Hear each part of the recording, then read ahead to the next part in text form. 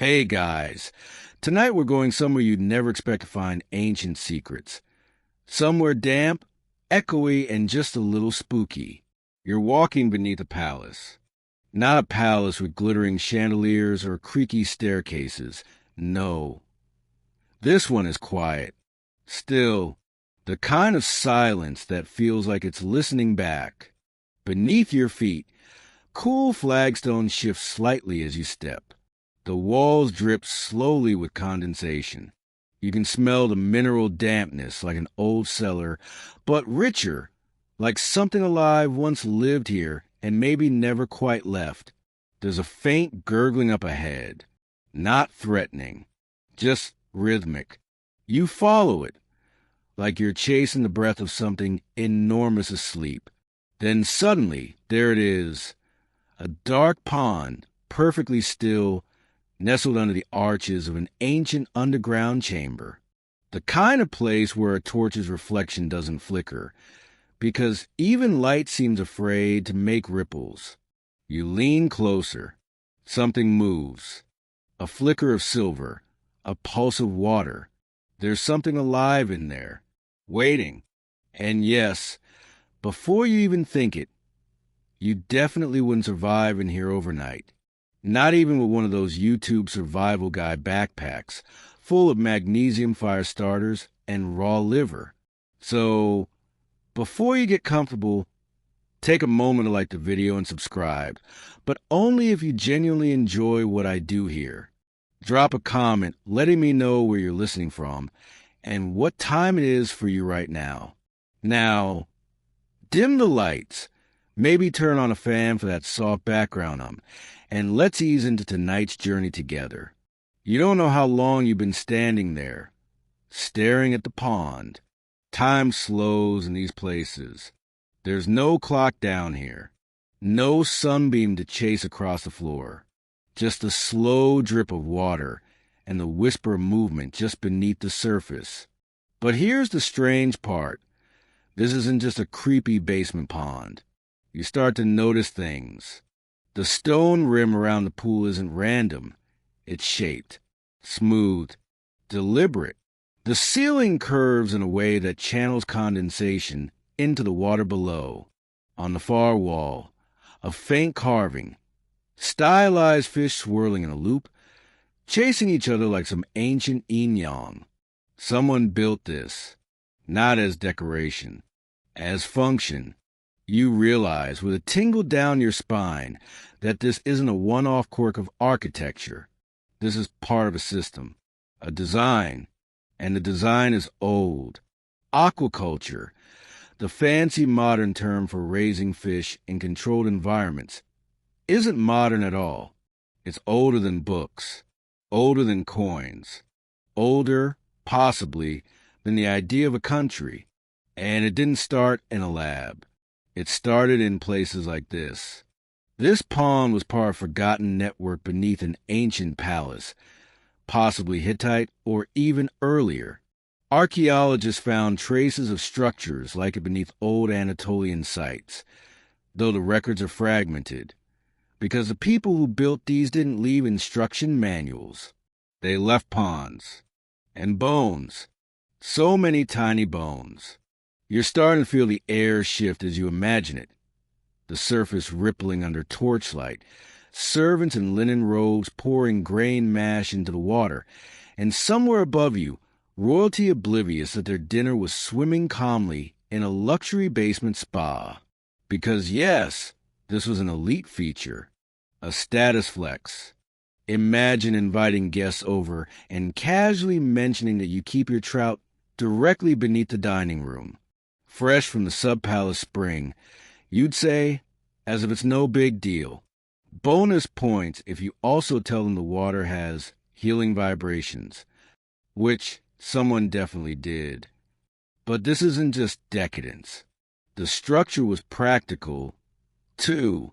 Water flowed in through tiny channels carved into the rock, still visible if you squint. There were signs of sluice gates made from timber frames, long rotted away, that could open or close to adjust the flow. At certain times of year, a natural spring above would overflow and refresh the system. This was fish farming, thousands of years before the word even existed. And the species? They weren't picky.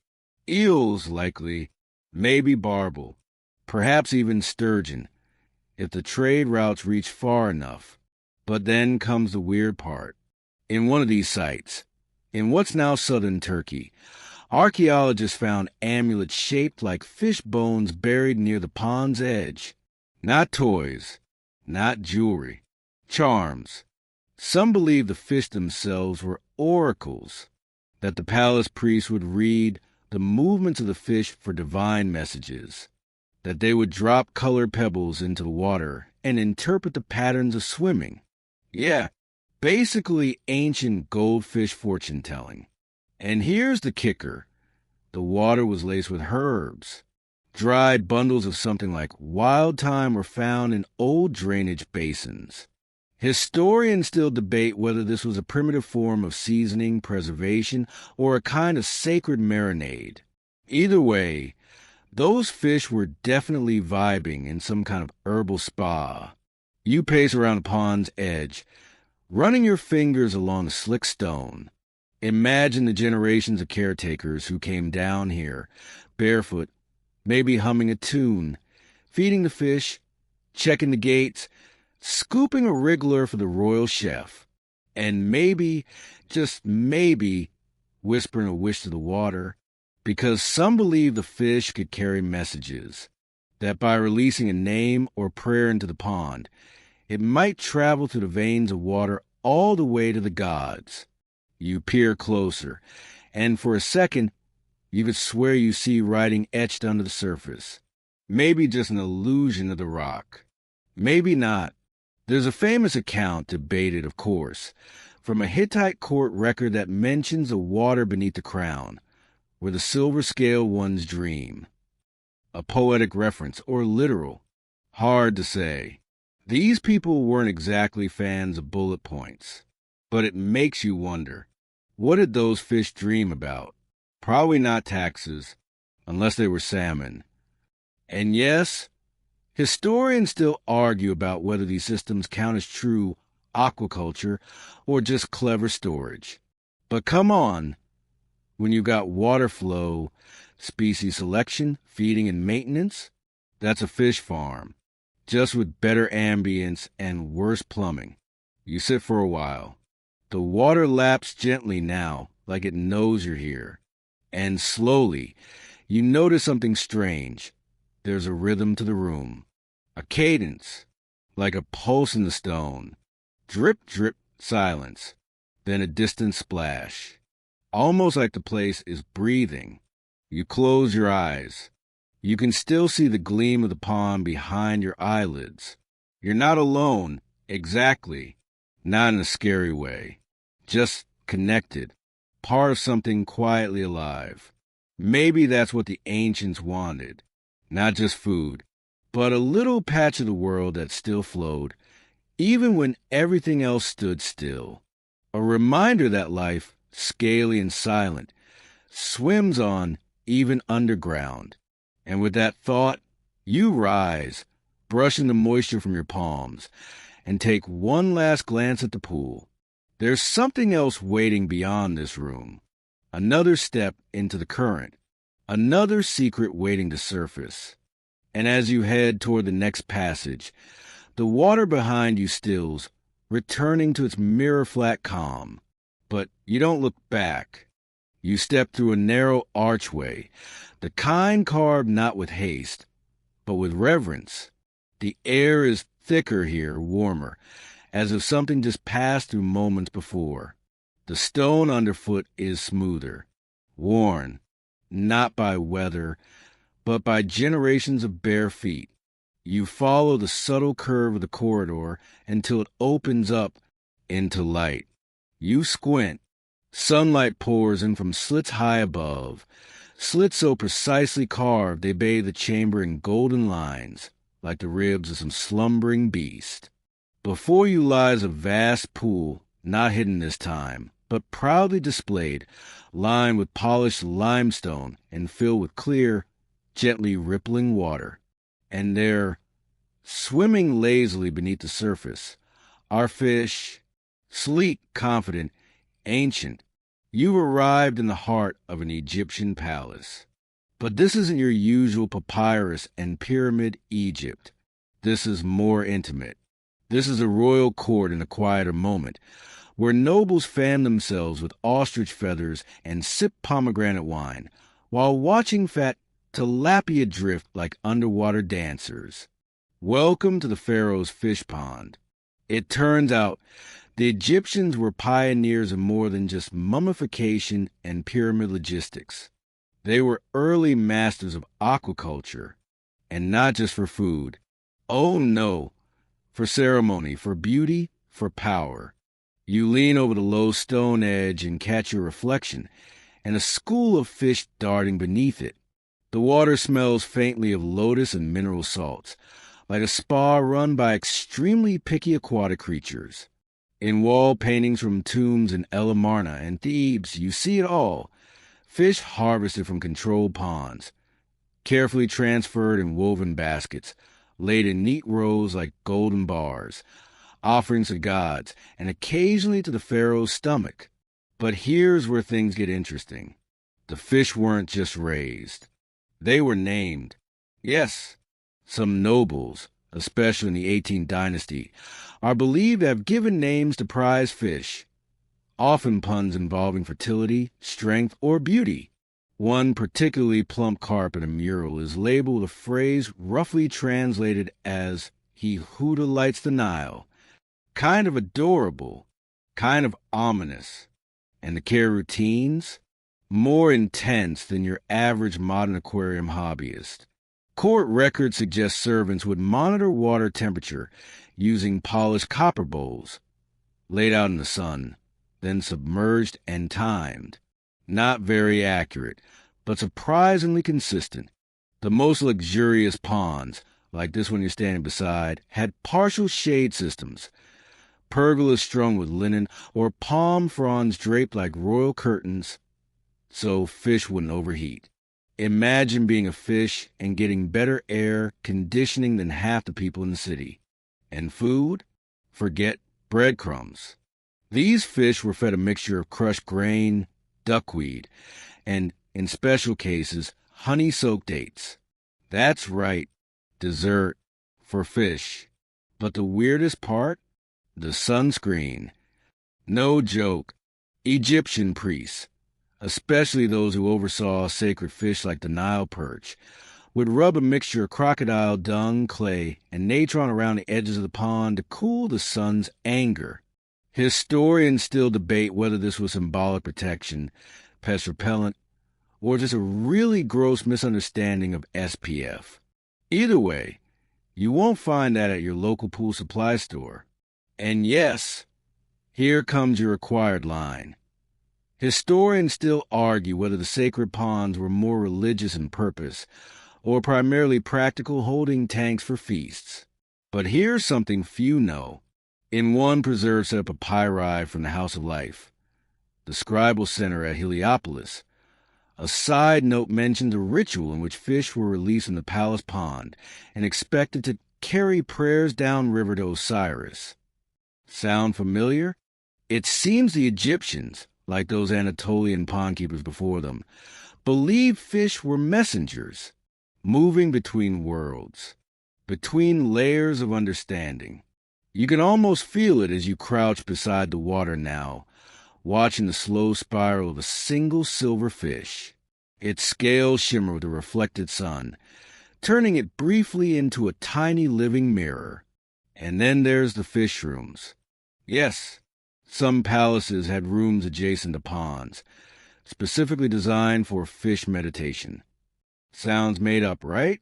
But they found chambers with slits in the walls perfectly positioned to cast fish-shaped shadows during certain hours of the day. You'd lie inside, eyes half-lidded, watching these flickering silhouettes dart across the ceiling.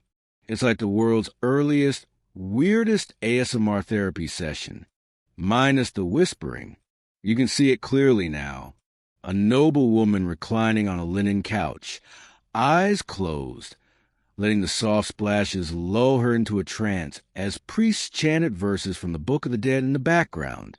Because yes, death and fish were oddly connected. In more than one tomb, embalmed fish were found next to human mummies, wrapped with care, not as snacks, as guides. There's even a funerary amulet shaped like a fish eye, used to see the waters of rebirth. You sit back on your heels, the sun warming your face now. Somewhere in the distance, you hear laughter, perhaps a memory, perhaps just the wind curling through the ancient stone. You think about those pampered fish, gliding through time, fed by hand, watched by royalty, and maybe, just maybe, carrying whispered wishes through reed-choked canals to wherever gods go when the sun sets. And then you remember the pond beneath the palace from before, that dark stillness, that murmur of life beneath the surface. You wonder, did they know about each other? Were these aquatic cultures part of a larger web of forgotten knowledge? Or did each one spring up like an isolated ripple? Either way, your journey is just beginning. You stand, brushing imaginary dust from your knees, and make your way toward the far corridor, where the air grows cooler again and the stone changes color. Darker, smoother, older. Something else is waiting there. Something buried in the mud of Mesopotamia. You step into shadow again.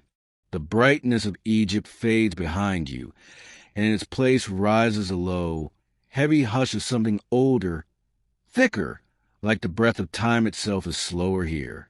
The stone beneath your feet becomes uneven, cracked, not broken by violence, but by use. This isn't royalty. This is labor. The kind of ancient world where nothing glittered unless it was wet with sweat. You've made your way into Mesopotamia, and before you even look up, you smell it, that damp, earthy aroma, somewhere between marsh water, barley mash, and the kind of mud that clings to you like an overly affectionate cat. It's warm, sticky, and somewhere ahead there's a sound like soft slapping, rhythmic, oddly hypnotic. You turn the corner and find yourself at the edge of an enormous marshland canal, cut by hand and reinforced with heavy slabs of baked mud brick. Reeds sway lazily at the banks. A dragonfly flickers past your cheek, and in the middle, gliding through shallow, silted water, are fish. Fat, slick, happy-looking things with bug eyes and sluggish tails. Welcome to the first known civilization to get serious about fish farming. Sumer. Now, they wouldn't have called it aquaculture. That word hadn't even packed its metaphorical bags yet. But these people, these brilliant, sweaty, determined marsh dwellers, were already figuring out how to trap, raise, and feed fish in controlled environments as early as 2500 BCE. And they did it not with fancy ponds, but with mud. Lots and lots of mud. You wade in figuratively. Though if you were actually here, you'd be ankle deep in the kind of muck that gets between your toes and never leaves. The Sumerians built their fish enclosures along the edges of the Euphrates and Tigris rivers. Rectangular lagoons dug by hand, lined with clay, and connected to the rivers by narrow, gated channels. These channels could be opened during flood season to allow juvenile fish in, and closed when the river receded, trapping them like roommates who'd overstayed their welcome. You crouch by the edge of one of these channels now, noticing the way the mud has settled into layers. Centuries of use. You can still see the remnants of a woven reed gate, half fossilized in the silt. The fish? Mostly barbel and carp. Resilient, bottom-feeding types who don't mind brackish water, or eating algae and grain waste. Perfect for a civilization that measured wealth in barley and calendar days. Now here's a twist. These weren't just for food. Sumerian temple records, especially those from the city of Eridu, reference fish priests. No, not fisher priests. Priests for fish. Their job? To maintain sacred ponds and ensure that the creatures within were healthy, calm, and, get this, emotionally balanced. One clay tablet fragment, translated by someone with far more patience than you or I, reads, "Let the water be cool, the shade be sweet, and the fish not quarrel." Yes, that's right. No fish fighting allowed. The idea was that harmony in the pond reflected harmony in the cosmos. If your fish were stressed, it meant your city might be next. Flood, plague, war. All of it could be predicted by how cranky your carp were. Imagine that as a job today. Hi, I'm the emotional support fish whisperer for the state religion. And it gets weirder. In the city of Nippur, archaeologists uncovered a set of ceremonial fish-shaped tablets made of lapis lazuli. They're too small to be practical, too ornate to be toys. Some believe they were used in rituals where priests would cast them into the ponds as part of divination ceremonies. Others, they think they were substitutes, offerings in place of real fish, maybe to appease a god during times of drought or famine. But the most chilling discovery? At a site near you are, researchers found a chamber buried beneath a fish pond, sealed with bricks marked with the sigil of Enki, god of water, knowledge, and, occasionally, fish-based mood swings. Inside the chamber were 3 clay bowls, each containing the bones of a different aquatic creature. 1 barbel, 1 eel, and 1... Well, they're still debating that last one. Too fragmentary. Possibly a giant salamander. Some believe this was a ritual burial. Others think it was a form of proto-scientific categorization. Either way, the vibe? Extremely don't touch or the curse activates. You take a step back, eyeing the water with a bit more respect now. Because to the Sumerians, water wasn't just life. It was a divine in liquid form, a mirror of the sky. And fish? Fish were the messengers who swam between human and God, bearing unspoken thoughts, like what little emails with fins. Even today, there are regions in southern Iraq where local fishermen, descendants of these ancient marsh cultures, speak of listening fish, ones that can sense lies, ones that flee if anger stirs the air. Folklore? Maybe. But when a story survives 5,000 years, you start to wonder if it's just myth or memory. And yes, historians still debate whether these ancient systems count as deliberate aquaculture or merely trapping zones. But when you have designated caretakers, selective feeding, and ceremonial fish therapy, that's a farm. That's a whole vibe. You brush mud from your fingertips and glance up. A shadow moves through the reeds. Just wind. Maybe. But something in your bones tells you the water is watching. Not in a creepy way. More like it remembers the calloused hands of a boy who fed the fish with bits of barley. Remembers the low chants of a priest under moonlight. Remembers the swirl of fin and flash before a storm. You inhale, and the marsh answers with a scent of silt and secrets. Then just ahead, a narrow boat waits, carved from a single log, resting perfectly still in the mud. Looks like it's time to continue. There's another place, far east, far more orderly, where fish and water form not a swampy ritual, but an elegant labyrinthine dance. A maze of canals, a palace of reflections. China waits. The boat glides forward, silent except for the occasional slosh as its hull kisses the muddy water. You're no longer in the marshland world of Sumer. The reeds are gone. The thick scent of brine has vanished. And in its place is something cooler, calmer, meticulous. You drift toward a bank of finely shaped stone steps, each one wrapped in climbing vines and blossoms that tremble at the edge of dawn. You step out and feel it immediately. Balance, precision, a harmony of movement and stillness. The very air seems curated. You've arrived in Tang Dynasty China. And if you're picturing delicate porcelain, embroidered robes, and scholars sipping tea while quoting Confucius, you're not wrong. But you're also not seeing the full picture. Because tucked between the poetry and the painting, between the court intrigues and the legendary banquets, is something most history books forget to mention. An empire of aquaculture. But not just aquaculture. A full-blown government-endorsed fish labyrinth designed for beauty, control, and, as it turns out, social climbing. You pass through an elegant archway carved from white marble. Beyond it, water flows in thin channels across an open courtyard, making perfect squares and circles, like calligraphy you can walk through. And swimming within those shapes, fish, golden ones, red ones, long whiskered bottom dwellers that seem to pause and blink at you as you pass, like you're interrupting their mid-morning philosophy discussion.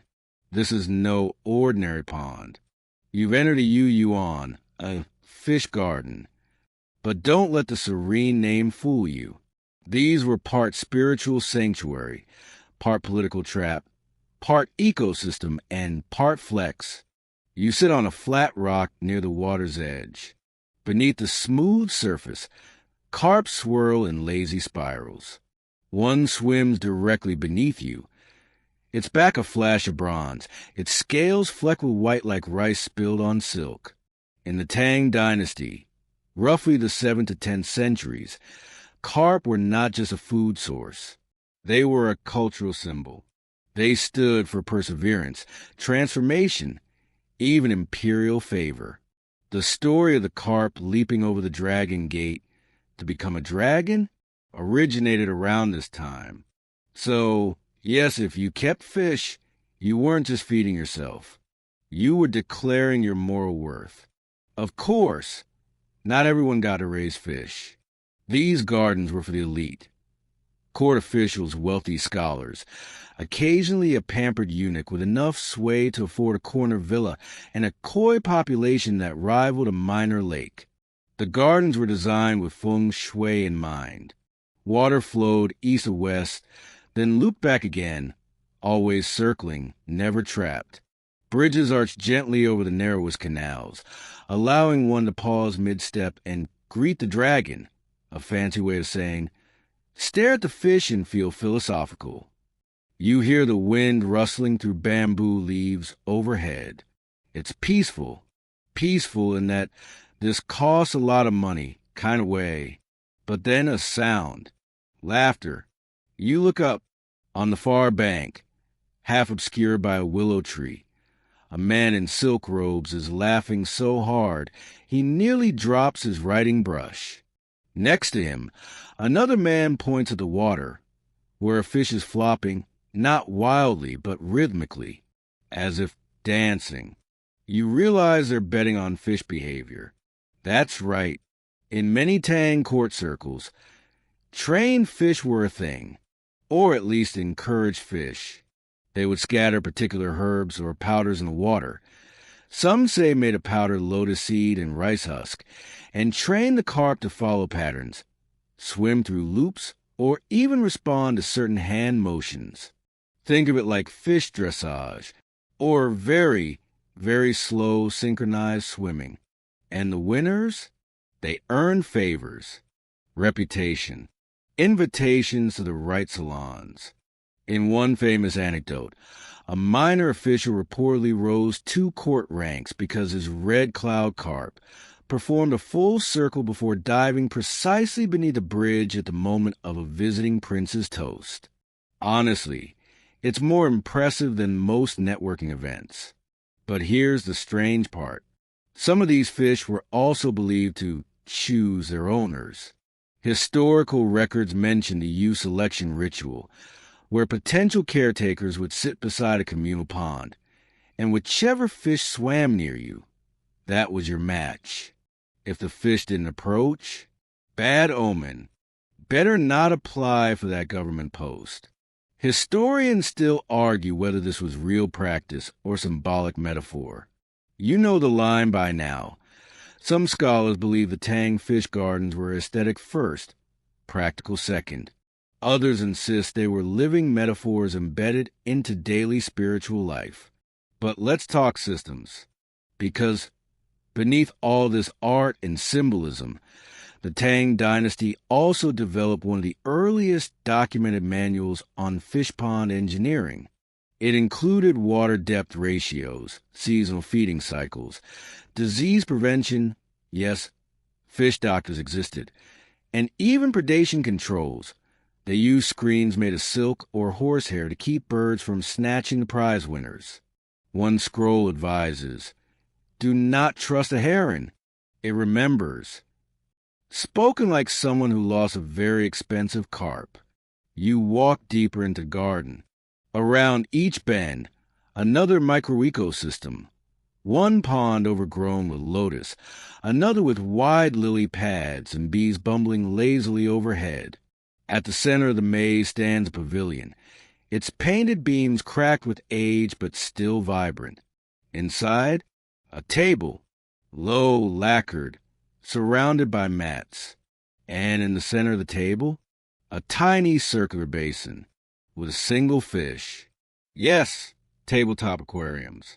A very early version of the modern conversation starter, except instead of debating sports or taxes, Tang nobles would comment on the fish's grace, compare to court poems and drop lines like, "His tail carries the sorrow of autumn." It was either very profound or just a classy way to avoid awkward silences. You linger a moment, watching the lone fish circle. Then you hear bells in the distance. Not loud, not urgent, just a soft chime, like wind catching a string of bronze coins. It's time to move on.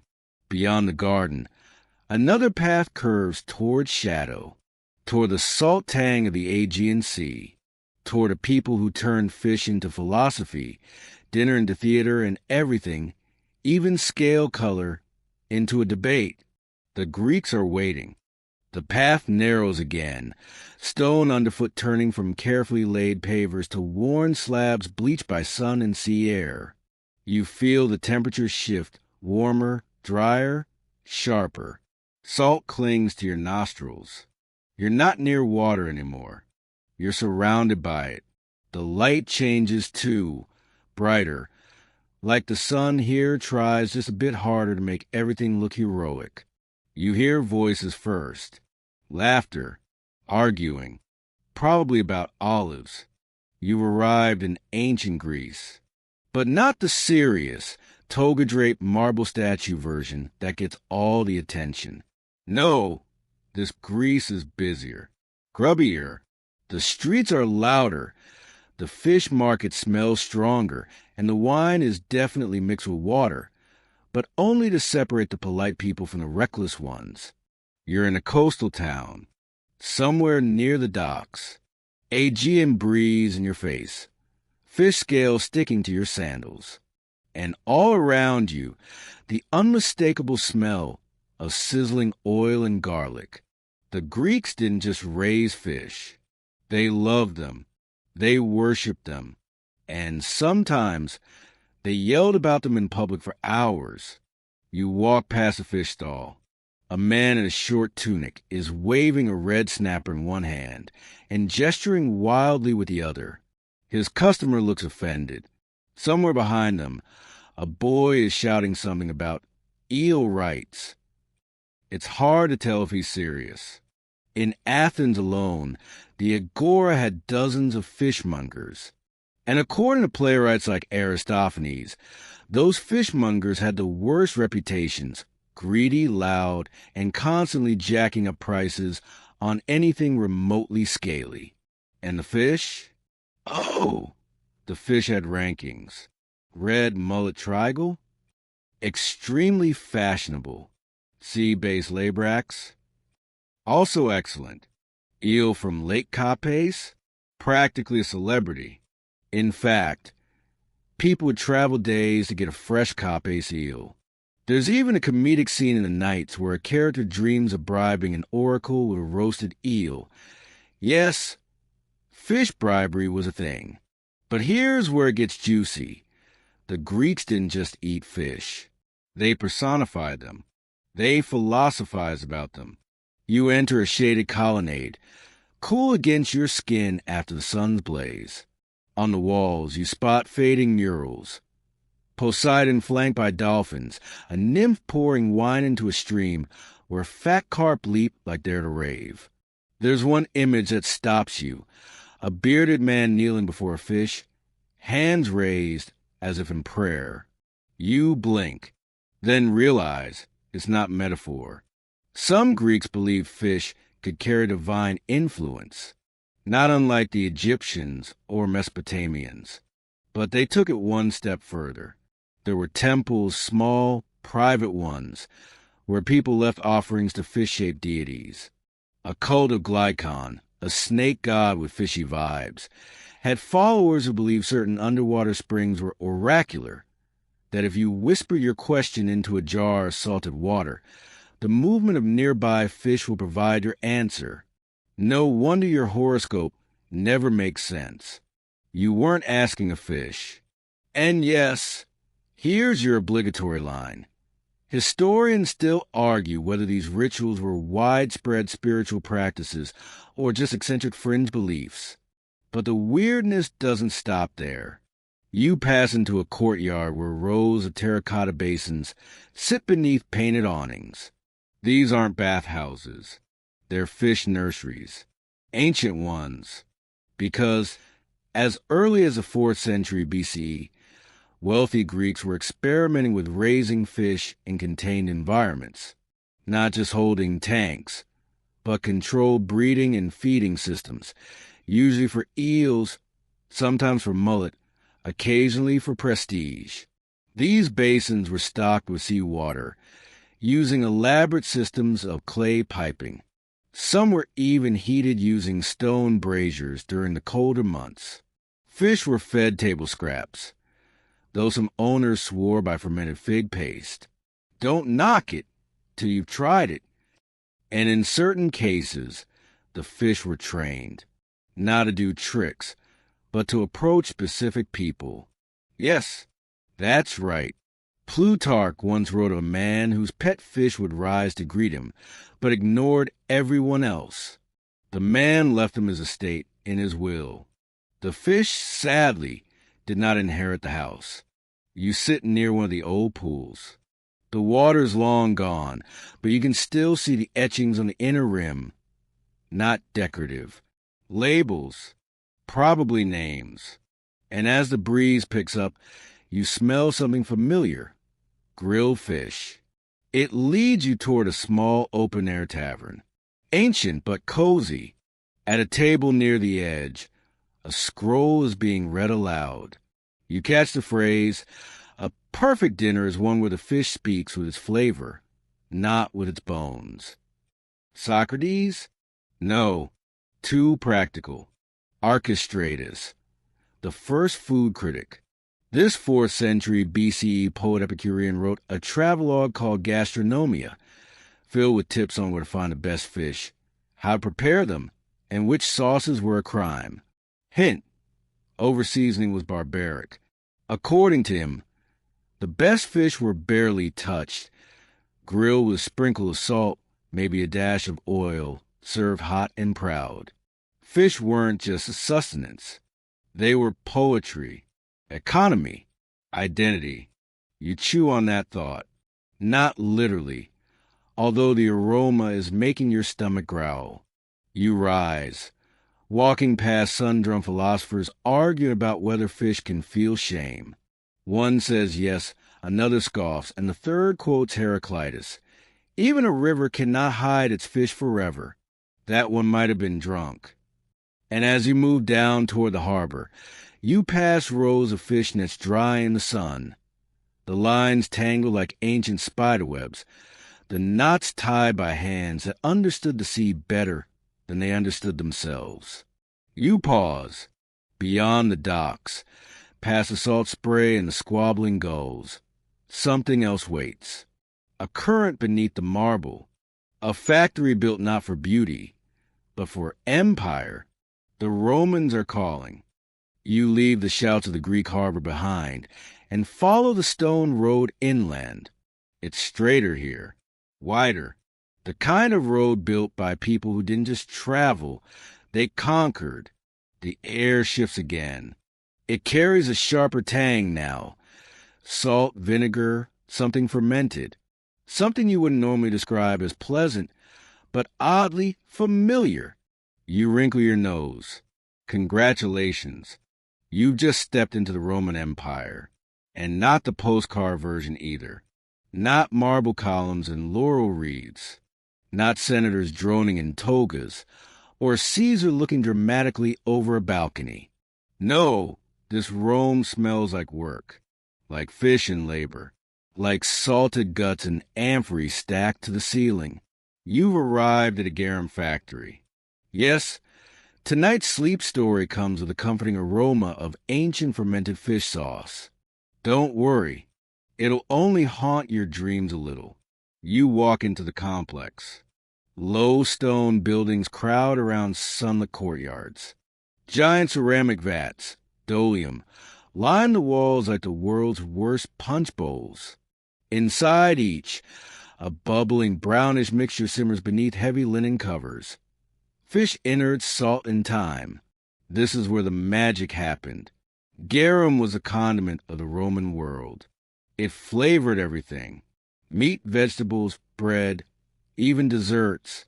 One Roman cookbook calls for garum and honey cakes. Let that sink in.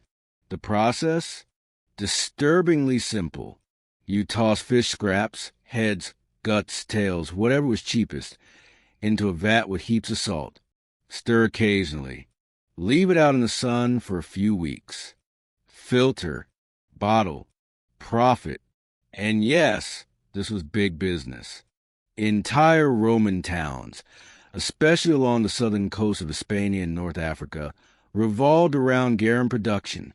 The product was sorted by quality, bottled in amphories stamped with trademarks, and shipped across the empire. But here's what they don't tell you in textbooks. These factories weren't just smelly food labs. They were also fish farms. You peer behind one of the main processing buildings and find it, a series of stone pools, step downward in shallow terraces. Water flows from one to the next in a slow, controlled stream. This isn't runoff. It's cultivation. Roman engineers, never ones to do anything halfway, designed Piscini fish ponds with complex systems of flow regulation. Seawater was drawn in by channels at high tide, filtered through sand and stone barriers, and retained using sluice gates. In the off-season, they even stocked freshwater fish using separate holding ponds fed by cisterns. You kneel beside one of the pools. The floor is tiled, not decoratively, but practically. Smooth clay tiles make it easier to spot parasites. No joke. You touch the edge, warm from the sun. You can still feel the outline of iron hinges where the wooden gate once fit. These ponds didn't just hold fish. They bred them. And here's the twist. Some Romans did it not for food, but for show. Enter Lucullus, a Roman general so rich, his name literally became synonymous with excessive luxury. He built a villa in Naples with fish ponds connected through tunnels to the sea, and allegedly imported snow from mountaintops to keep the water at optimal temperature. He also trained his fish to recognize his voice. Again, no tricks here. Roman authors like Varro and Pliny the Elder mention how certain elite Romans named their fish, fed them by hand, and became emotionally attached. One woman was said to have wept when her favorite lamprey died, and you thought people were weird about their cats. But this wasn't just rich person eccentricity. Fish were a marker class. If you served a moray eel at dinner, you were making a statement. If it came from your own pond, you were practically royalty. Some ponds even had decorative mosaics at the bottom, not for the owners, but for the fish. You know, in case I got bored, you walk a little further and stumble into something stranger, a set of chambers carved into the coastal cliff. Inside, more basins, darker, cooler. Here, they weren't raising fish for sauce or feast. They were storing live fish for transport. That's right. Romans pioneered early live fish shipping, using clay jars with water sloshed in and out by a rhythm. Some traders managed to keep high-value fish alive for short journeys, kind of like an ancient Uber Eats. If Uber Eats involved terrified eels and terracotta, and the garum, that golden liquid nightmare, it came in grades. Top-tier garum, known as garum sociorum, was fermented only from whole small fish, strained carefully, and sold to the elite for absurd prices. Mid-tier garum was like your average hot sauce. Affordable, universal, still a little stinky. The lowest tier, called alec, a thick, grainy sludge made from the leftovers of the leftovers. Cheap, potent, and often used in feeding, you guessed it, fish. Yes, Romans sometimes fed fish to fish. We don't have to unpack that. Now, here's a fun fact to ruin your next Caesar salad. The fish sauce in modern Southeast Asia possibly descended from garum. Some historians believe Roman garum-making knowledge survived via trade routes and influenced fermentation practices across Eurasia. Others argue that's just parallel culinary evolution. Either way, the ancient stank lives on, and historians, say it with me, still debate whether Roman fish ponds were more economic tools or social showcases. But let's be honest. When a senator pays more for a single eel than the annual wage of a bricklayer, you know it's about ego. You lean on a warm stone wall, looking out toward the glittering blue sea. The scent of garum still lingers in the air, a weirdly comforting reminder that even in one of the world's most powerful empires, people still obsessed over their condiments. You close your eyes. Somewhere nearby, you hear the soft slap of a fish tail. Still alive, still swimming. But inland now, across green hills and echoing bell towers, another rhythm is stirring, quieter, cloistered, steeped in incense and hymns. A pond tended not by merchants or kings, but by monks. The air shifts once more, cooler now, wrapped in a damp hush. You step away from the roar of the Roman sea and into something softer, quieter. Moss clings to the stones beneath your feet. You smell dew, damp wool, maybe a faint trace of beeswax. And bells. Faint, distant, not the kind that called to war or feast, but the kind that gently mark the hour, the kind that remind you to breathe, to kneel, to listen. You're standing outside a medieval monastery, somewhere in England, or maybe northern France. It's hard to say. Time smears here. The walls are stone, thick and gray, softened by ivy and centuries of weather. A garden lies to one side, but it's not flowers that draw your eye. It's the pond, a wide, shallow basin carved by hand, rimmed with flagstones worn smooth by sandals. The water is still, save for a ripple here and there. Beneath the surface, flashes of gold, bronze, and murky green. Carp, big ones. You step closer. A frog plunks into the reeds. Somewhere nearby, a soft chanting rises, low and layered, like warm wind through a pipe organ. Welcome to the world of medieval monastic aquaculture, where prayer and pond maintenance went hand in hand. See, while the Roman fish empire crumbled under the weight of its own ambition, monasteries quietly inherited more than scrolls and relics. They inherited ponds, and they made them their own. Because if there's one thing monks understood better than anyone, it was the rhythm of time. And fish, as it turns out, follow rhythm too. The rule of Saint Benedict, which guided monastic life for centuries, didn't mention fish directly, but it did lay down strict rules about fasting. No meat from four-legged animals on Fridays during Lent or on feast eves. And what swims doesn't count. So monks got clever. They didn't just eat fish.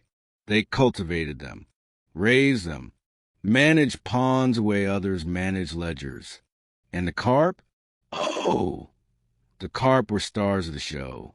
They were hardy, fat, could survive in cold, murky water, could be smoked, salted, baked, even pickled in a mixture that vaguely resembled early mayo. You crouch by the water's edge. The surface is glassy, reflecting the spire above. One of the carp noses toward you, curious, almost reverent. Some monasteries kept detailed fish logs, like medieval spreadsheets, noting how many fish were stocked, how many harvested, which ones were getting too bold or sluggish in spirit. Yes, really. In one surviving record from the Abbey of Clairvaux, a monk noted that Brother Anselm was reprimanded for overfeeding the pond. His penance? 2 weeks of silence and muck cleaning. Honestly, that feels fair. You walk along a narrow gravel path that winds between the pond and a low stone wall. There's another pool beyond, deeper, shaded by willow branches.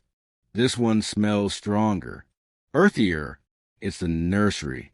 Monks often kept multiple ponds, rotating fish according to size and purpose. There were nursery ponds, growing ponds, wintering ponds. Water was diverted from nearby streams using hand-dug channels. Sluice gates crafted from oak or hazel saplings were raised and lowered with solemn ceremony. Part engineering, part devotion. And here's the odd thing. Some monks named the biggest fish, not for sentimentality, but for symbolism. One monastery in Bavaria referred to their largest carp as Gregory, allegedly because he only surfaced during papal announcements. Whether that's true or just a joke passed between bored scribes, we may never know, but it says something about the bond. And yes, historians still debate whether monastic fish farming was driven by piety, necessity, or just the fact that nobody likes dry bread on a fast day. But let's not forget, these were quiet innovators. Some abbeys experimented with breeding techniques, feeding cycles, even primitive water filtration, using sand layers and reed beds. They tested grain mash blends to improve flesh tone. One Benedictine ledger from the 13th century references a secret carp stuffing made from crushed nettle and vinegar. Michelin star monks? Possibly. And here's a twist you didn't expect. Fish had curfews. Monks would ring a bell before feeding. The fish learned the sound, rising en masse like aquatic acolytes. Missed the bell? No breakfast. You sit now on a sun-warmed bench tucked beneath an arch. The pond stretches before you, calm and sacred.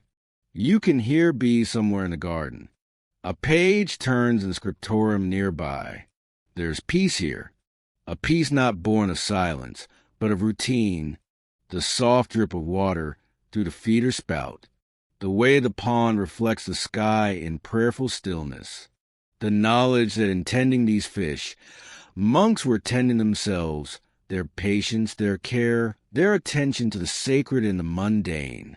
There's even evidence that monks observed fish behavior as omens. If the carp leapt, it meant good harvest. If they stayed submerged too long, illness might spread. One abbey noted an eel circling counter to the sun the day before their roof collapsed. Coincidence? Perhaps. But monks saw God in everything, even bubbles. You run your hand through the cool air and feel mist from a distant fountain. It's time to move again. You rise slowly.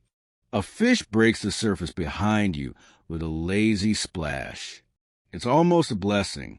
Beyond the monastery walls, The land stretches wide and green, far across the ocean, in another continent, another culture. A civilization is building floating farms. Not just ponds, but gardens. Gardens that move. It's time to meet the Aztecs.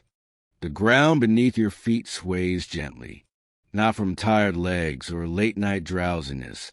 No, the earth itself is moving, except it isn't quite earth. It's soft, spongy, rich with plant life. You glance down and realize you're standing on woven layers of roots, silt, and reeds, all lashed together into something that floats and thrives. You're in the Valley of Mexico now, and you're not standing on land. You're standing on a chinampa. The sun rises low and golden over Lake Xochimilco, casting long fingers of light through a lace of willow trees. The water is still, mirroring the sky in perfect silence, broken only by the faint dip of a paddle in the distance. A canoe glides past, its bow loaded with squash blossoms, amaranth, and bunches of fresh herbs. But this isn't just farming. This is engineering, art, ritual. Welcome to the Aztec floating gardens. Except they're not just gardens. They're fish farms, too. You walk a narrow path lined with blooming marigolds and maize. The air smells earthy, wet, and faintly sweet, the kind of scent that makes you want to slow down and breathe with your whole chest.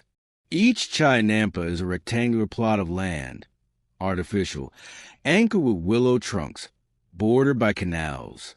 Some are no wider than a minivan. Others stretch for hundreds of feet. Together, they form a vast, patchwork city of life, resting atop a lake that no longer exists. And within the canals, fish. Fat, healthy, clever little things darting between roots and shadows.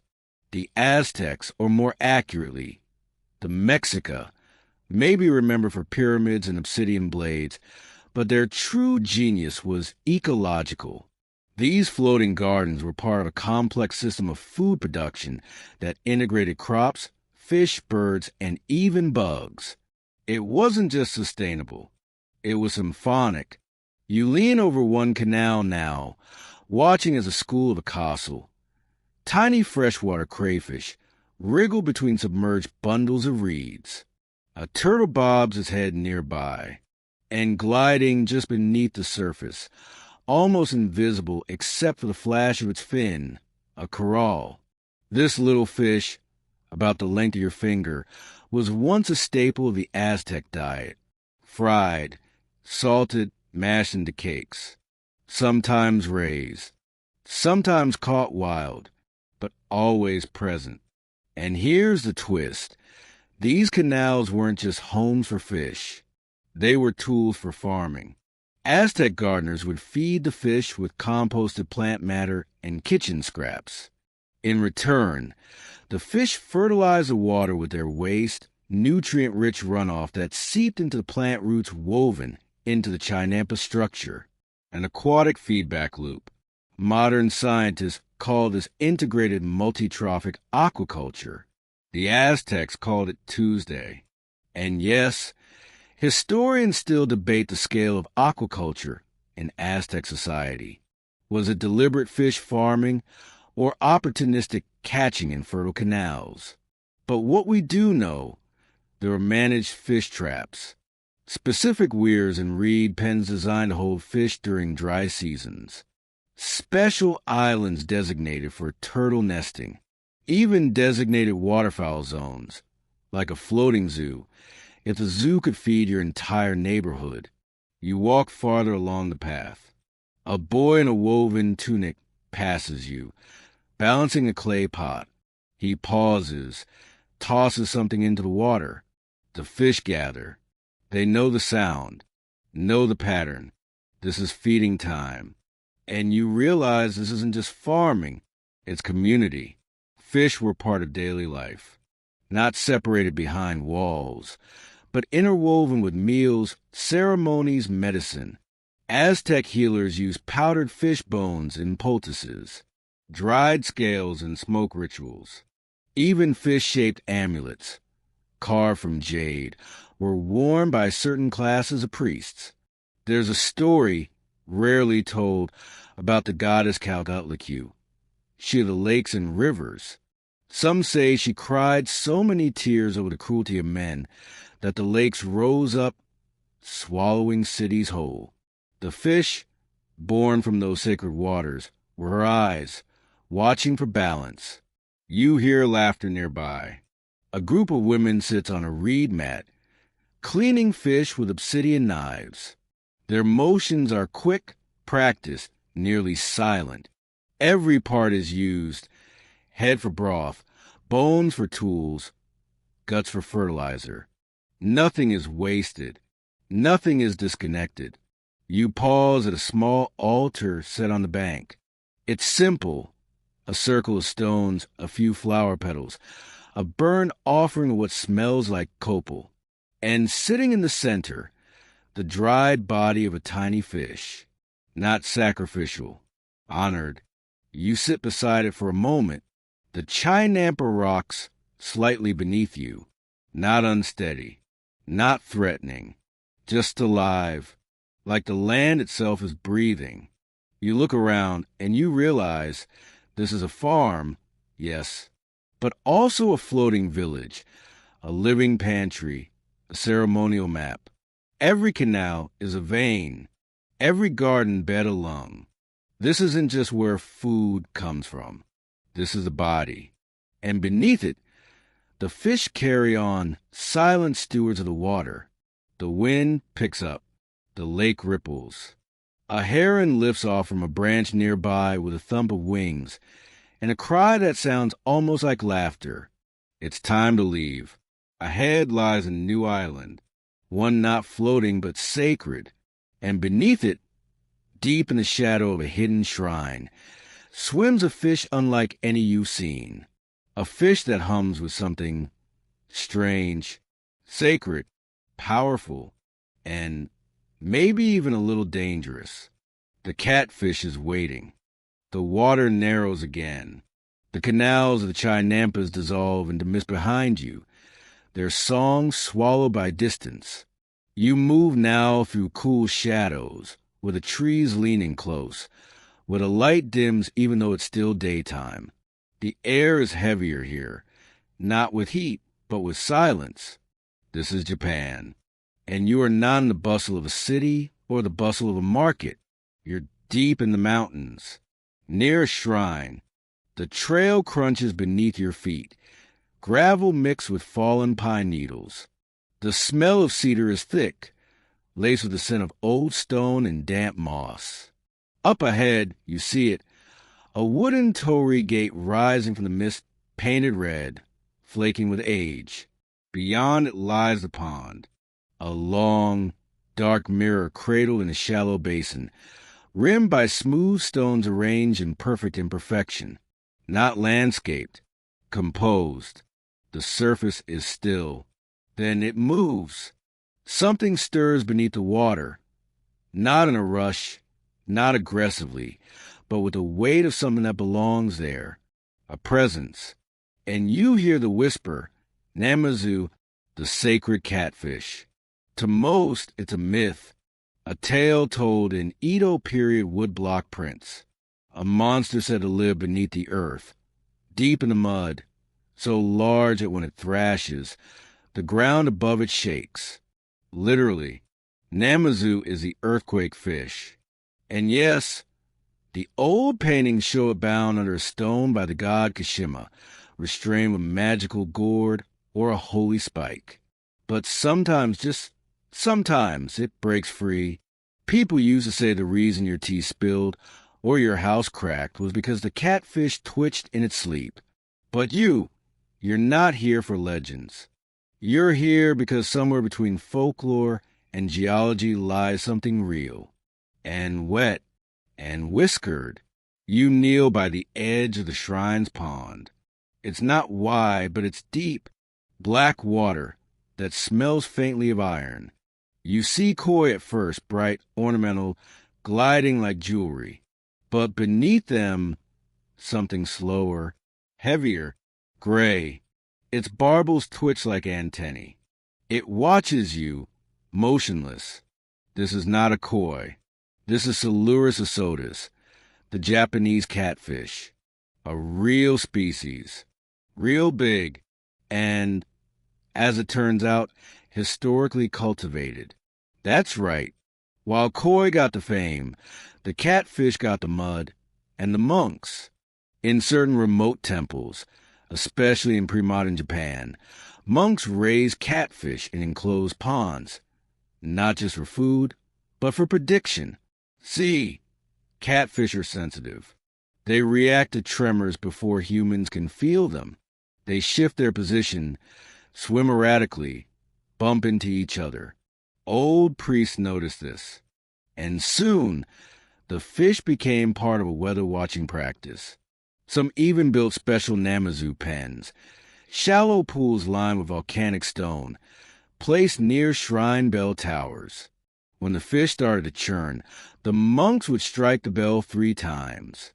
A warning, not always accurate, but often enough to matter.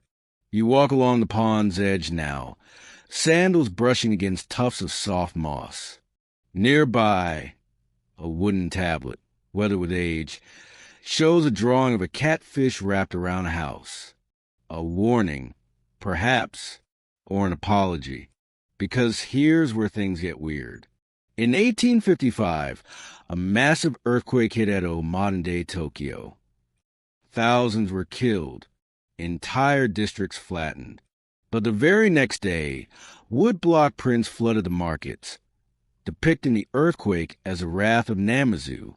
In one, the catfish is weeping, surrounded by victims. In another, he's grinning, while fat merchants tumble from their mansions. In some prints, he's being punished. In others, celebrated. Because while Namazu caused destruction, he also redistributed wealth. Many commoners believe that earthquakes were cosmic resets, that the greedy got knocked down and the poor got fish for dinner. So, suddenly, the humble catfish wasn't just a monster. He was a symbol of justice. You sit on a bench beneath a pine tree, listening to the slow drip of water from a bamboo fountain. Somewhere across the pond, a bell chimes. Not loud, not ceremonial, just a soft, single note, as if someone's marking the breath of the world. And historians, say it with me, still debate whether Namazu cults were religious fringe movements or expressions of underground resistance. But here's what's certain. In the 1800s, some temples had full catfish ponds, tended not just by priests, but by Namazu watchers, men whose only job was to observe the fish. And when the catfish stirred, people listened. You look into the water now and see the big one again, motionless, its tail curved just slightly, like it's dreaming. Its eye glints beneath the surface. And you feel it, not fear exactly, respect, because the Aztecs, the monks, the Romans, they all saw fish as more than food, more than swimming meat. They were symbols, watchers, keepers of rhythm. And in Japan, that rhythm is tectonic. The wind shifts. You smell incense now, the sharp tang of citrus peel, a faint curl of smoke. It's time to move on. You stand and bow lightly toward the pond, not to the fish, to the space around it, to the old idea that maybe, just maybe, the earth speaks through the water. And as you walk down the stone path, mist curling around your ankles, you feel it coming, a shimmer, a shine, a city built on glass. And beneath that shimmer, eels. Venice awaits. You hear water before you see it. But it's not the gentle trickle of a shrine's fountain or the hush of a mountain stream. This is something else. Louder, closer, layered with the rhythmic slap of waves against walls. There's motion here. Movement with purpose. And bells. Always bells. You step into Venice. The light reflects off every surface. bouncing from water to glass to wet stone. It's dazzling, dizzying, like walking through a dream halfway dissolved. Gondolas drift past, their wakes carving slow ripples into the green-black canals. Flags flutter overhead, and everywhere, that distinct scent, salt water, old wood, and something faintly metallic. You follow a narrow alley. It twists, then opens onto a small courtyard, and in the center, behind a wrought iron gate, is a pond. Small, circular, shaded by climbing vines. At first, you think it's ornamental, one of those little Renaissance flourishes made for ambience. But you look closer, and you see them, long, slick, shimmering in the half-light. Eels. You found one of Venice's best-kept secrets. Not the kind guarded with keys or codes, but the kind people forget how to explain. The eel gardens. Yes, while the world knows Venice for its Murano glass and masked carnivals, its true wealth swam silently beneath its bridges. Because in a city built on water, where fresh meat was scarce and imported goods unpredictable, fish became everything. And eels? They were currency, delicacy, and sometimes weapon. You crouched near the edge of the pond, careful not to spook them. They move like ribbon smoke, fluid, deliberate, almost smug. These aren't wild river eels. These were bred, raised, controlled. Starting as early as the 13th century, Venetian merchants began cultivating eels in small enclosed water gardens tucked inside the palazzi of noble families. These weren't open pools. They were tank-like structures fed by canal water, flushed regularly with tides, and managed with quiet obsession. Why eels? Because they're survivors. They thrive in brackish water, can go days without food, and are strangely intelligent, at least eel smart, which might be a good band name, now that you think about it. But there's more. Eels were quiet wealth. While flashy noble families showed off imported peacocks or tapestries from the East, the truly shrewd ones raised eels. They were served at banquets only to honored guests, stewed in wine, stuffed into pastries, even distilled into a medicinal tonic that claimed to revive the liver and humble the humors. Definitely don't try that one. And here's the twist. Eels were part of the glass economy. You step deeper into the courtyard and glance at the windows. Murano glass, of course, gleaming like liquid fire frozen in place. Murano, the island of glassmakers, were forbidden from raising pigs, goats, or most livestock. Too dirty, too disruptive. But eels? Eels were allowed. Why? Because eel farms created bribes. Need to secure a shipment of rare cobalt? Slip a fat, wine-fed eel to the right official.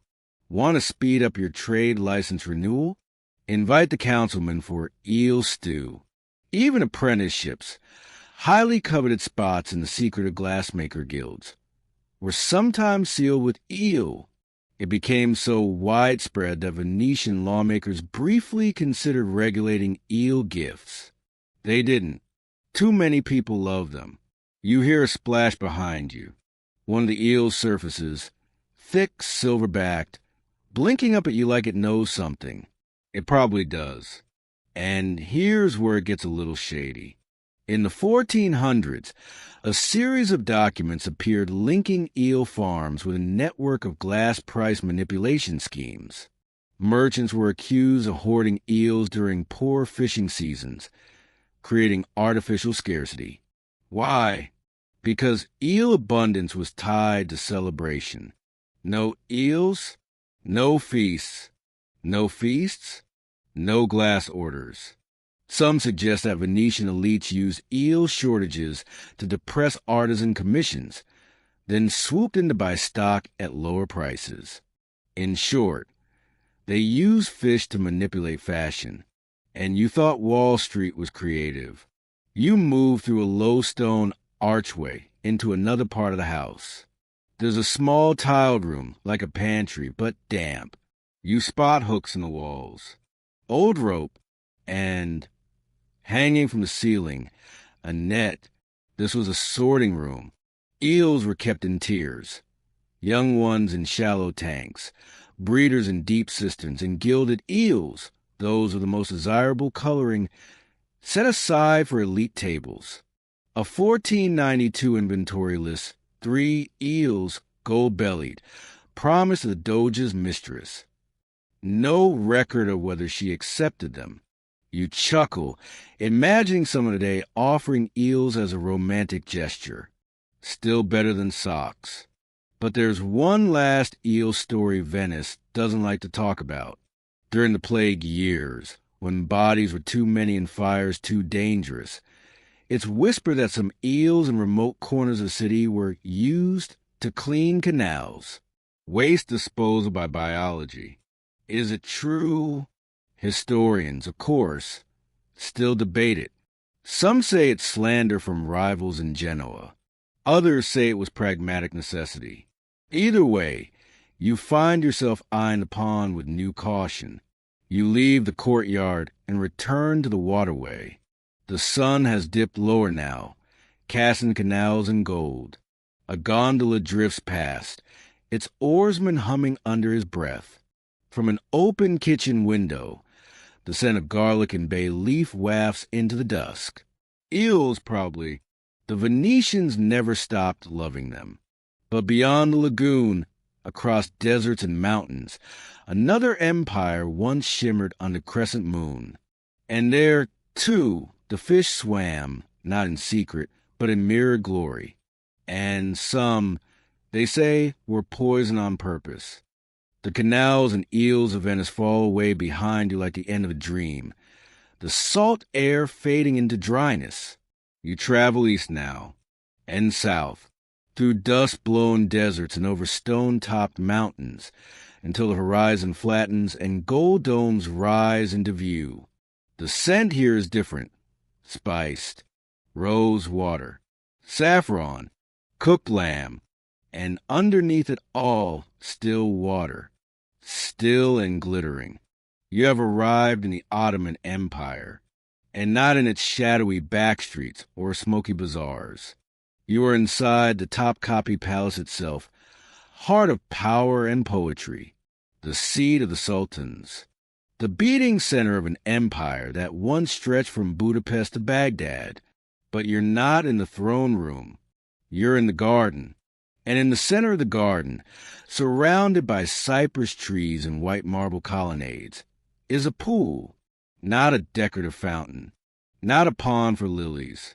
This is a mirror lake.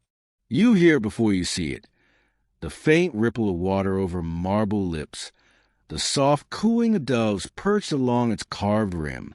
The sun hits the surface, and suddenly everything is light and shimmer.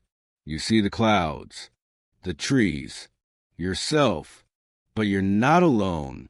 Below the surface, dozens of fish drift through the water, slow, elegant, ghostly, silver, black, amber, some so pale they seem made of milk.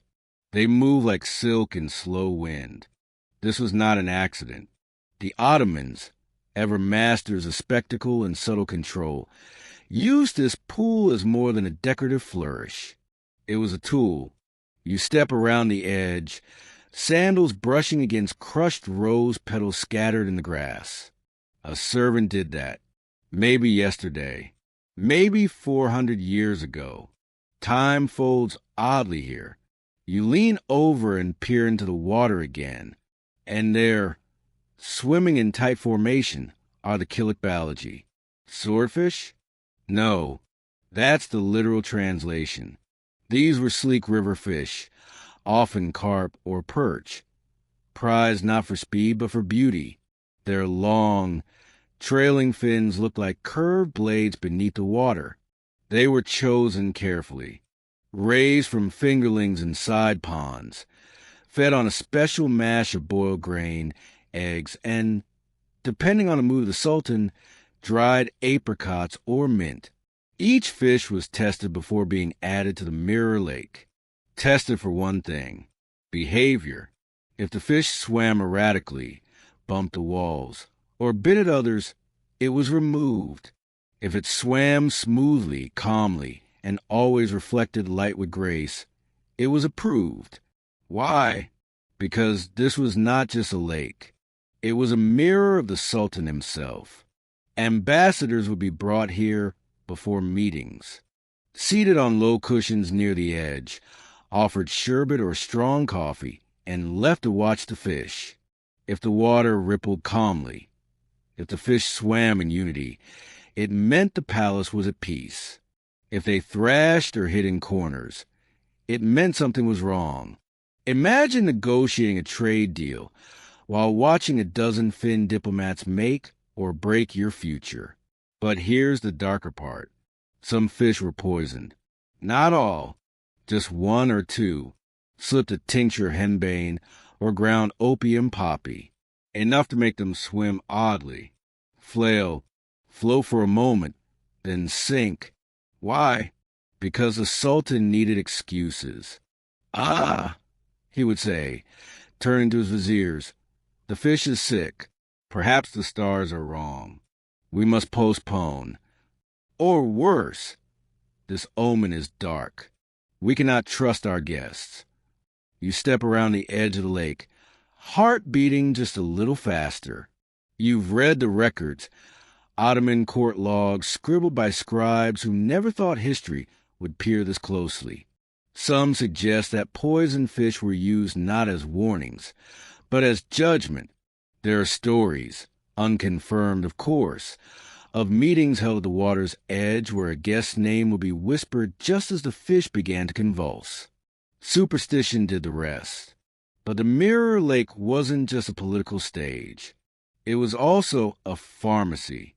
Ottoman doctors believed fish could absorb toxins from the human body, that sitting by the pond for a few hours could pull heaviness from the soul.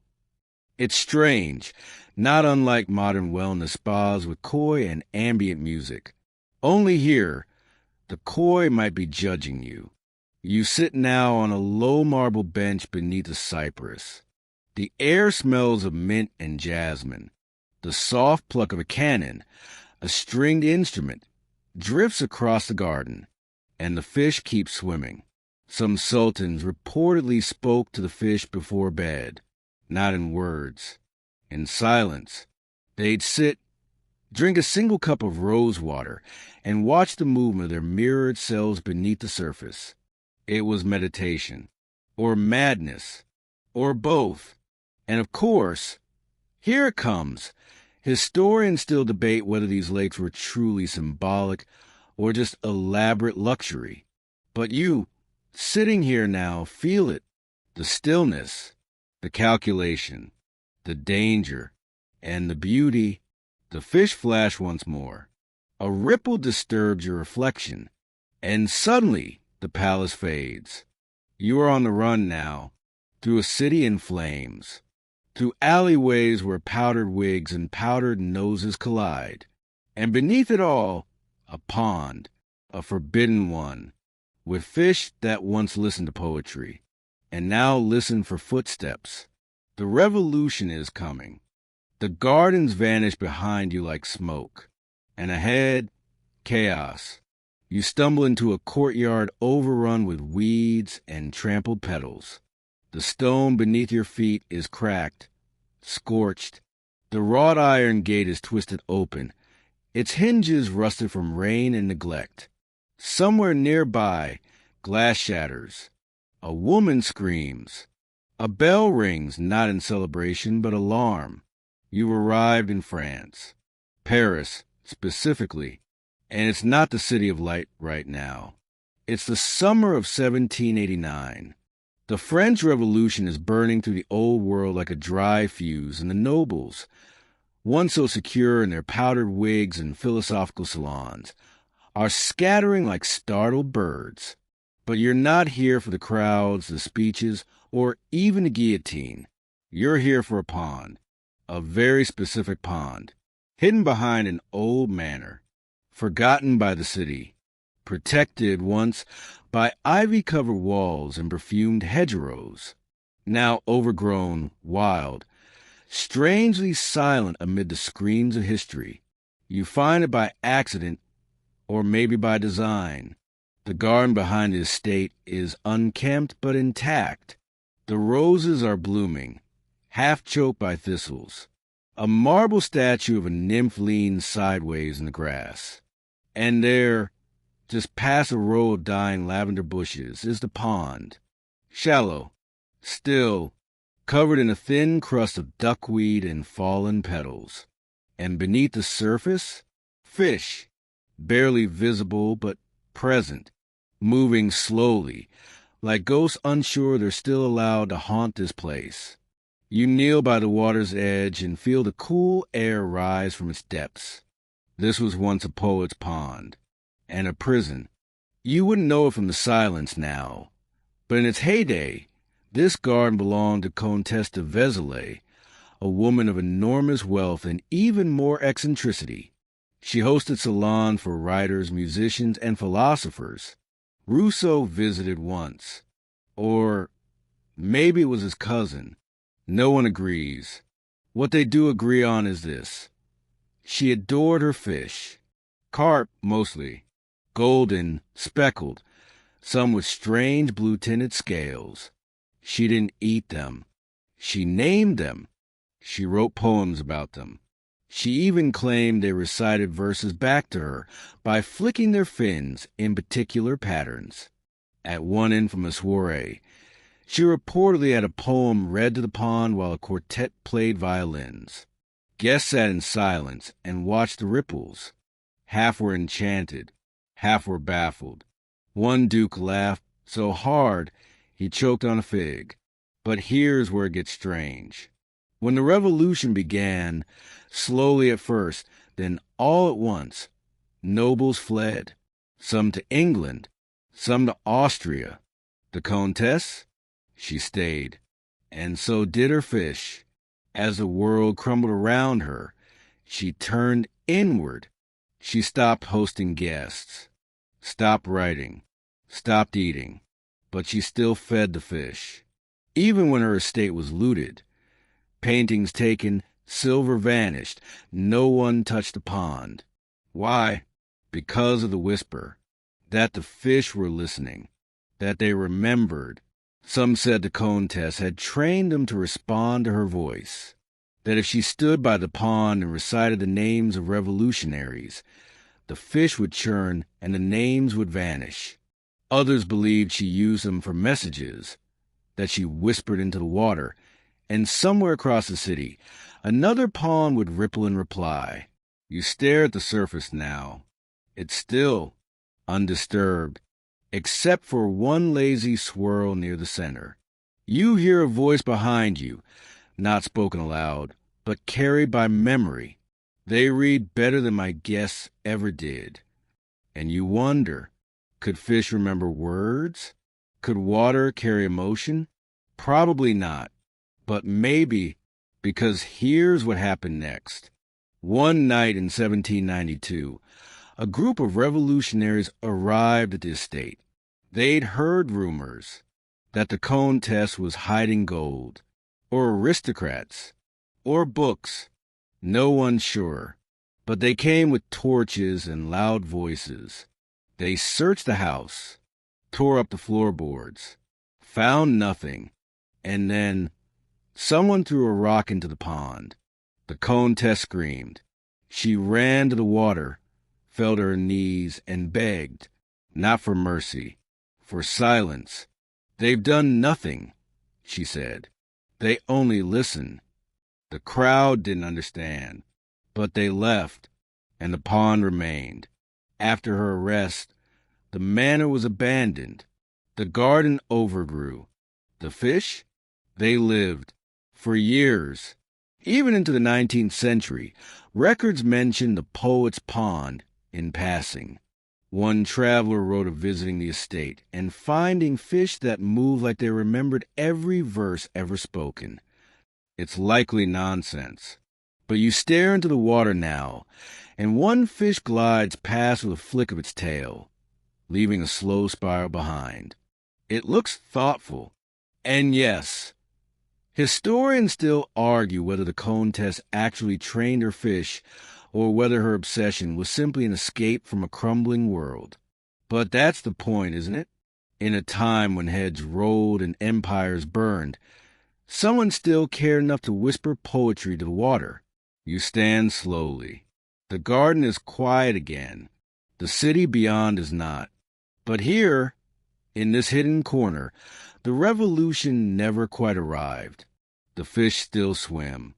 And far across the ocean, in a jungle darker than ink, another kind of fish waits. Teeth sharp, eyes bright, and history hungry. You want to step carefully, because this time the fish are watching you.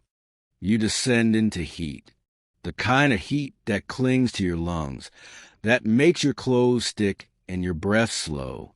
The air smells of mud, sweat, and rotting mangoes. Mosquitoes trace lazy loops around your ears, daring you to blink.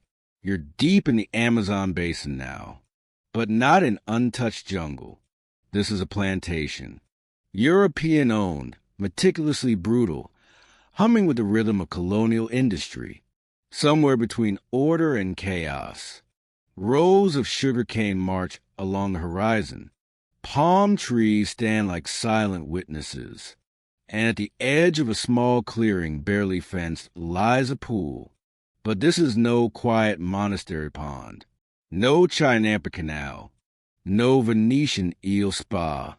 This is a pit, dark, stagnant, the water thick and slick with tannin. A circle of stones surrounds it, not for decoration, but to keep you out, or something else in. You take a step closer. The surface breaks. A flash of silver, a flick of red, then stillness. You've just met the uninvited guest of colonial aquaculture, the piranha. Yes, Serrasalmus by genus. Teeth like razors. Attitude like a nap-deprived wasp. But don't let the movies fool you. Piranhas aren't mindless swarmers. They're careful, observant, and, in the hands of the plantation overseer, disturbingly useful. You crouch near the edge and feel it. Tension. This isn't just a pond. It's a message, a warning. Because during the 18th and early 19th centuries, as European colonists carved estates into the Amazon, they encountered two problems: how to manage food in a jungle that refused to follow seasonal calendars, how to manage people who refused to stay enslaved. And the answer, grimly, predictably, was fish. The piranha pond began as simple food sources. Locals had been catching them for generations, fried crisp, served with manioc and salt. But Europeans were uneasy. They saw the sharp teeth, heard the stories, and an idea was born, a terrible one. You shift slightly on your heels. The water twitches. Something, or somethings, are circling just beneath the surface. See, it wasn't long before overseers realized that a pit full of piranhas made a better threat than a stew. They'd dig shallow pools near the slave quarters, stock them with aggressive species caught from the river, feed them daily, scraps at first, then other things. It was said that if a worker ran, they'd be brought to the pond, not to be punished, to watch. They'd watch a chicken tossed in, or a goat, or, when the mood was particularly dark, something else. It's hard to verify.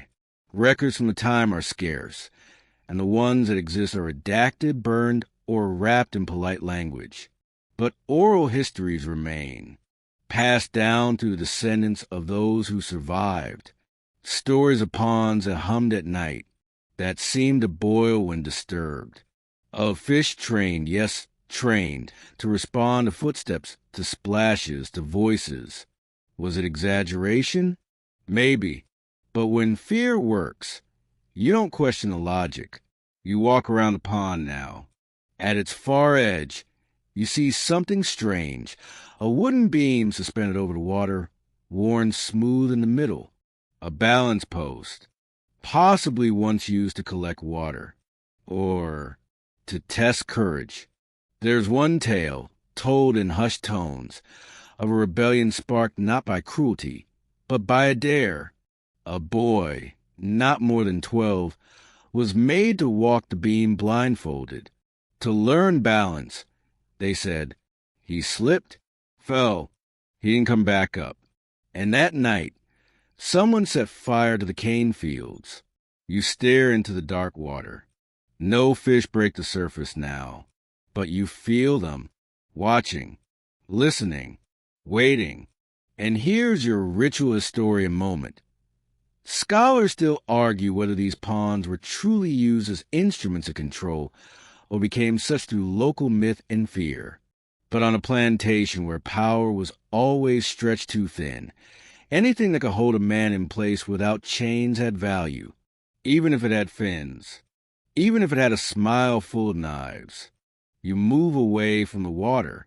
The heat thickens again. In the distance, a whip cracks, not angrily, just rhythmically, like punctuation in a language you don't want to learn. The air shifts. Something colder now, not in temperature, but in intent. Because across the ocean, across centuries and empires, another pond waits.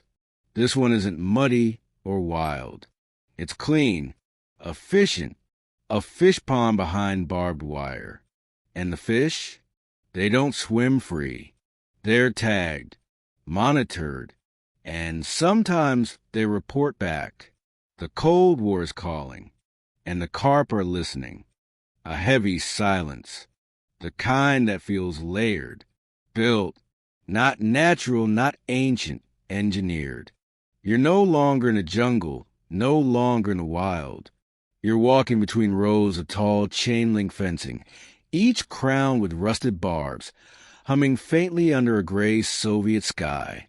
There's no birdsong, no wind, just the soft crunch of gravel under your boots and a low, almost imperceptible whir of something electrical. Welcome to the USSR. And not the Moscow of parades and portraits, not the factories or the frozen gulags.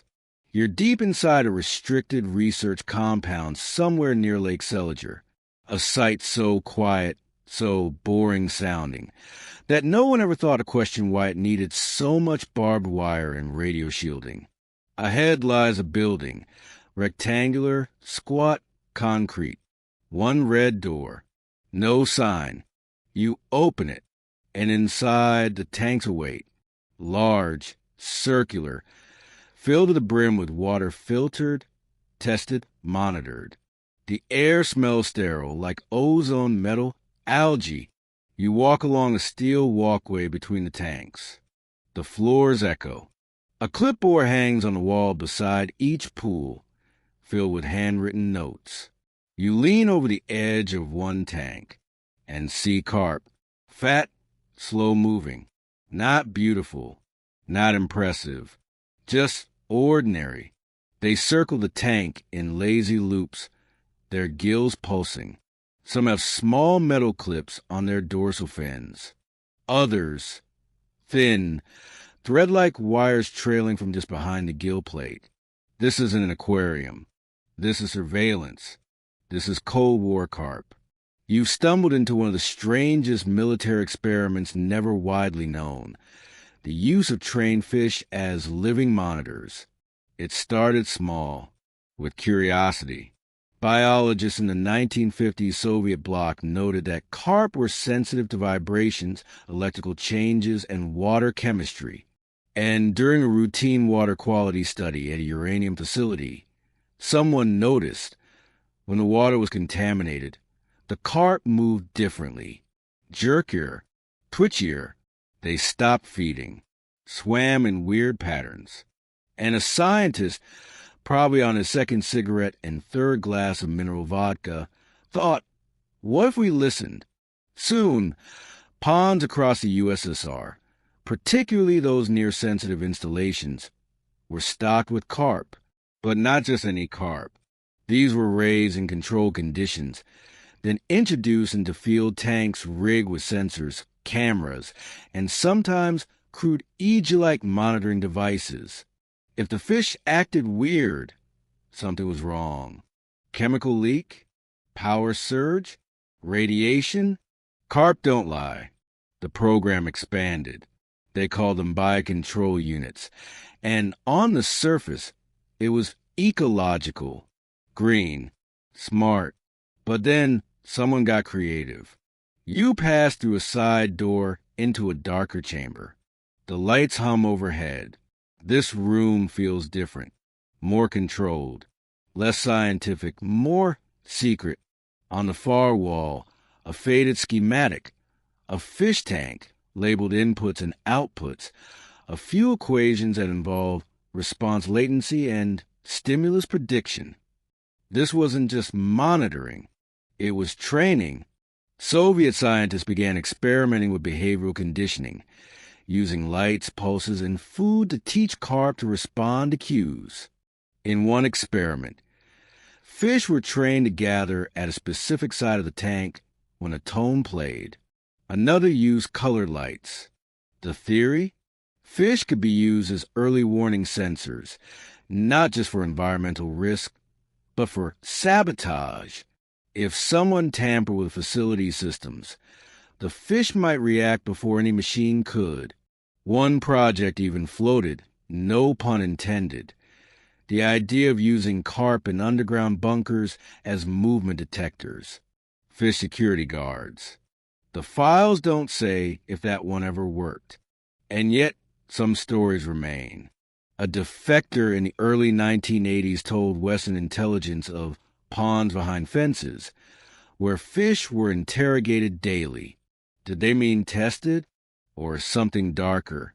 In one declassified photo, blurry, poorly lit, a row of tanks is visible, each labeled in Cyrillic, each holding no more than 4 carp. Over each tank, a wire mesh dome. Microphones. To listen, you step closer to one tank now, and the fish inside turns slowly to face you. You don't want to be the person who says a carp is staring at you with purpose. But here you are. And yes, historians still argue whether Soviet fish surveillance was legitimate science, Cold War paranoia, or a bureaucratic excuse to fund someone's very weird PhD. But it happened. There's even evidence that in some Soviet satellite states, lakes near suspected NATO installations were seeded with tagged carp, monitored remotely, observed for disruptions. No one confirmed this. But in 1991, when Soviet archives briefly cracked open, one memo, just one, was discovered.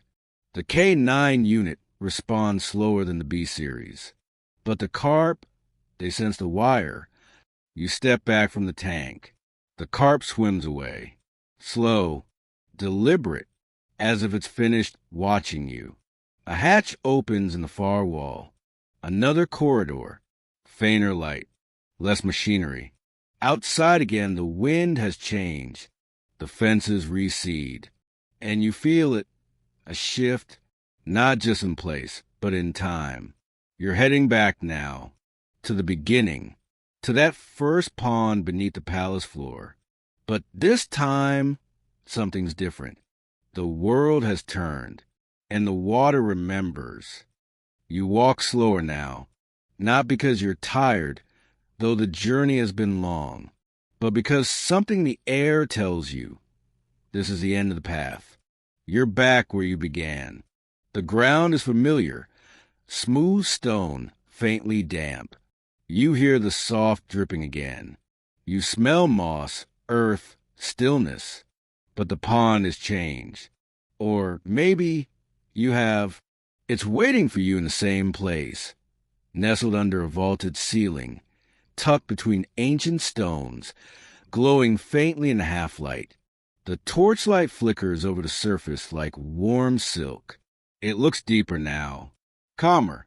You step closer and realize the water is filled with reflections, not just your own, but memories. You see the eels of Venice looping beneath Murano glass, the koi of the Tang court spiraling beneath a scholar's gaze, the solemn carp of the monastery waiting for the bell, the sacred catfish dreaming in its shrine, the piranhas still and sharp in jungle shadows, the wired Soviet fish turning toward their watchers. All here, all swimming, not literally, of course, but in the water's stillness, in the quiet, you feel them, not as a collection of facts or timelines, but as a current, a rhythm, a truth that runs underneath history, beneath civilization, beneath even words. You kneel by the edge, dip your fingers in. It's cool, perfectly so. And as the water settles, you remember something you hadn't quite noticed before. Something whispered in each place you visited, hinted at in murals, rituals, offhand scribbles in the margins of half-lost documents. The fish remember, not just the ponds, not just the people who fed them or feared them, but the stories, the rituals, the silence, the reverence, the cruelty, the wonder. Fish don't keep archives, but maybe they don't need to, because water keeps rhythm, and rhythm keeps memory. And in every age, every empire, every moment we've reached into the water to cultivate, control, or simply observe, we've left something behind. A breath, a ripple, a trace. You stand slowly. The pond glows softly at your back. You look down the corridor ahead. It leads somewhere, you're sure of that. But for now, you stay. Just a little longer. The drip-drip of water becomes a lullaby. You breathe in the mineral-rich air. Let your eyes go heavy. Somewhere, a fish flicks its tail, and it sounds like a page turning. It's quiet here. Peaceful. The kind of peace that doesn't ask questions. That doesn't expect answers. That just is. And as your thoughts begin to drift, to stretch, to dim, the echoes of history begin to fade. Not forgotten, just quieter, softer, carried away gently by water and time. A last thought surfaces before sleep pulls you under. In the end, maybe all history is aquaculture. We plant ideas. We feed them. We hope they grow. And we watch them swim through time, beautiful and strange, just beneath the surface.